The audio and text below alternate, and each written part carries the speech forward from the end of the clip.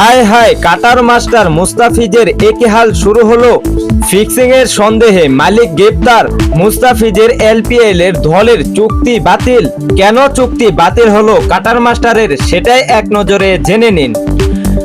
ফ্রাঞ্চাইজির মালিক তামিম হাসান গ্রেফতার হওয়ার পর থাম্বুরা থান্ডার্স গিয়ে চুক্তি বাতিল করেছেন শ্রীলঙ্কার প্রিমিয়ার লিগ এলপিএল। শ্রীলঙ্কা টি-20 লিগটিতে এবার খেলার কথা ছিলেন বাংলাদেশের ধুরধার্ষ একজন পেসারের মুস্তাফিজুর রহমানের।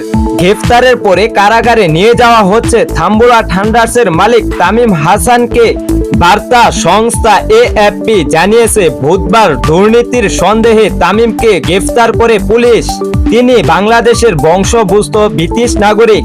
দুবাইয়ের উদ্দেশ্যে যেতে তামিমকে ফ্লাইটে চড়ার আগেই কলম্বো বিমানবন্দরে আটক করা হয়।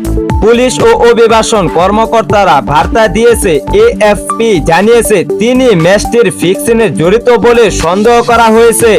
থাম্বুরা থান্ডার্সের সঙ্গে চুক্তি বাতিল করার কথা উল্লেখ করে এলপিএল এর স্বত্বাধিকারী আইপিজি গ্রুপ এক বিবৃতিতে বলেছে, চুক্তি বাতিলের লক্ষ্য হচ্ছে এলপিএল এর ভাবমূর্তি ও সুনাম অক্ষুণ্ণ রাখা। সর্বোচ্চ মানের ক্রিয়াসুলভ আচরণ যাতে অংশগ্রহণকারী সবার মনে চলে। গ্রেফতারের পর তামিমকে 31 মে পর্যন্ত রিমান্ডে নেওয়া হয়েছে। ম্যাচ জোড়াপেটা ও জুয়ার আয়োজনে সংশ্লিষ্ট ক্রিয়ার আইনে 2 ধারা তার বিরুদ্ধে তদন্ত করা হচ্ছে।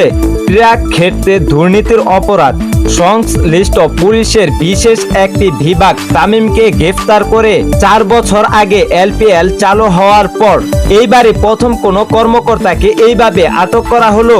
শ্রীলঙ্কার আইন অনুযায়ী অভিযোগ প্রমাণ হলে বড় অঙ্কের টাকা এবং কি 10 বছর জেল খাটতে হবে।